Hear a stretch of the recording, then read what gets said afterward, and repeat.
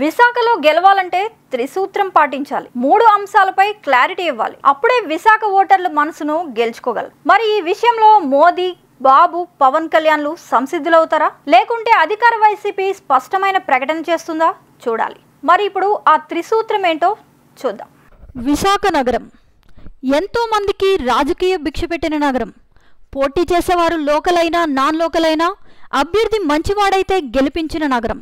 ఇక్కడి ప్రజలు విద్యావంతులు, వివేకవంతులు, బాగా రాజకీయ పరిజ్ఞానం కలిగిన వారు. అందుకే అభ్యర్థి గుణగణాలు, సామర్థ్యం బాగుంటే గెలిపించుకుంటూ ఉంటారు. ఇదంతా ఎందుకు చెప్పాల్సి వస్తుందంటే, అలా మంచిగా ఆలోచించే నగరానికే పాలకులు కొన్ని విషయాల్లో ఎగనామం పెడుతున్నారు కాబట్టి. ఒక్క రకంగా చెప్పాలంటే విశాఖ ఓటర్ల అంతరంగం కనుక్కోవడం ఎవరి వల్ల కాదని వివరించడానికే ఇప్పుడు అసలు విషయానికి వద్దాం. విశాఖ ప్రజల చిరకాల కోరిక రైల్వే జోన్. ఆ విషయంలో దాదాపుగా అన్ని పార్టీలు హామీలు ఇవ్వడం, తీరా అవి అమలు కాకపోవడం పరిపాటిగా మారింది. ఎక్కడి నుంచో వచ్చి ఇక్కడ పోటీ చేసేవారంతా అదే హామీతో ఎన్నికల బరిలోనూ దిగుతున్నారు. తీరా అమలుకు నోచుకోకుండానే వెళ్ళిపోతున్నారు. ఏది ఏమైనా బీజేపీ ప్రభుత్వం ఈ విషయంలో ఒక స్టెప్ ముందుకేసింది. రైల్వే జోన్ ఏర్పాటు చేస్తున్నట్లు ప్రకటించింది. అయితే అది కూడా జీవోలకు, పేపర్లకే పరిమితమైంది కానీ పూర్తి స్థాయిలో జరగలేదు. విశాఖ కేంద్రంగా దక్షిణ కోస్తా రైల్వే జోన్ ఏర్పాట్లకు సంబంధించిన డిపిఆర్ 2019 సెప్టెంబర్లో రైల్వే బోర్డుకు అందజేశారు. ఇది ఆమోదం కూడా పొందింది. కానీ ఇప్పటి వరకు రైల్వే జోన్ పనులకు సంబంధించి ఒక్క అడుగు ముందుకు పడలేదు.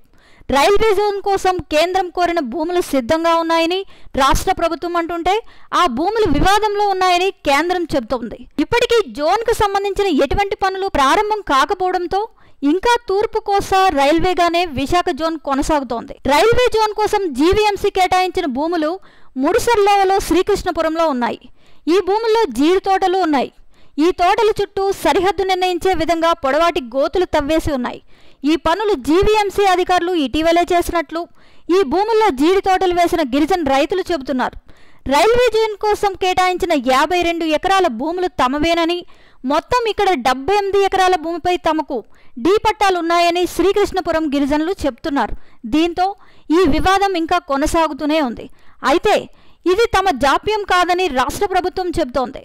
వాల్తేర్ డివిజన్పై అస్పష్టత, ఈస్ట్ కోస్ట్, సౌత్ సెంట్రల్ రైల్వేల మధ్య ఆస్తుల వివాదం, ఉద్యోగుల కేటాయింపు పరిష్కరించడం లాంటివి బీజేపీకి చేతకాక తమపై నిందలు వేయడం సరికాదంటోంది. ఏది ఏమైనా వాల్తేర్ డివిజన్ అనేది కేవలం పేపర్కే పరిమితమైంది. మరి విశాఖ సభకు వస్తున్న ప్రధాని మోదీ ఏం చెబుతారో చూడాలి. విశాఖ డివిజన్ కోరిక తీరని నగర ప్రజలు కూటమి అభ్యర్థి విషయంలో ఎలా ఆలోచిస్తారన్నది అభ్యర్థి గెలుపోటములు నిర్ణయించున్నదని చెబుతున్నారు. 5 ఏళ్ల క్రితం విశాఖ రైల్వే జోన్ ప్రకటించిన ప్రధాని మోదీ ఇప్పుడు ఏం చెబుతారో దానిని బట్టే కూటమికి విజయావకాశాలు ఉంటాయి. ఒకవేళ స్పష్టమైన హామీ ఇస్తే మాత్రం కూటమికి 50% ఓట్లు ఖరారైనట్లే భావించవచ్చు. ఇక రెండో అంశం, విశాఖ ఉక్కు ఫ్యాక్టరీ ప్రైవేట్ పరం. ఇది విశాఖ వాసులను కలిచివేస్తున్న సమస్య. దాదాపుగా ఈ అంశం బీజేపీకి మైనస్ అనే చెప్పాలి. 3 ఏళ్ల క్రితం విశాఖ స్టీల్ ఫ్యాక్టరీని ప్రైవేటీకరణ చేస్తున్నట్లు ప్రకటించగా అప్పటి నుంచి విశాఖ ప్రజల్లో ఇదొక సమస్యగా మారిపోయింది. దీనిపై 3 ఏళ్లుగా ధర్నాలు, నిరసనలు, ఆందోళనలు కొనసాగుతూనే ఉన్నాయి. ఈ ప్రతిపాదనను విరమించుకున్నట్లు ప్రకటిస్తే గానీ విశాఖ ప్రజలు శాంతించే పరిస్థితి లేదు. మరి ఈ విషయంలో ఇప్పటికే పవన్ కళ్యాణ్ కానీ, చంద్రబాబు కానీ చాలా స్పష్టంగా ఉన్నారు. విశాఖ స్టీల్ ఫ్యాక్టరీ ప్రైవేటీకరణకు తాము పూర్తిగా వ్యతిరేకమని, అవసరమైతే రాష్ట్ర ప్రభుత్వం తీసుకుంటుందన్న ప్రతిపాదన కూడా ఉందని అన్నారు. మరి ఇప్పుడు ఏపీ పర్యటనలో భాగంగా అనకాపల్లికి వస్తున్న ప్రధాని మోదీ గనుక ఒక విస్పష్టమైన ప్రకటన చేశారంటే మాత్రం విశాఖలో వార్ వన్ సైడ్ అయిపోతుందని చెప్పక తప్పదు. ఇక మూడో అంశం, పరిపాలనా రాజధానిగా విశాఖ నగరం అనే ప్రతిపాదన. విశాఖ నగరం పరిపాలనా రాజధాని అని జగన్ ప్రకటించి 3 రాజధానుల ప్రతిపాదన తీసుకువచ్చినా విశాఖ ప్రజలు మాత్రం దానిని పూర్తిగా నమ్మలేదనే చెప్పాలి. ఆ పేరుతో విశాఖలో భూ కబ్జాలు, కొండలు, గుట్టలు, ఆక్రమణలు, పెద్ద పెద్ద భవనాల నిర్మాణం లాంటివి జరిగిపోయాయి.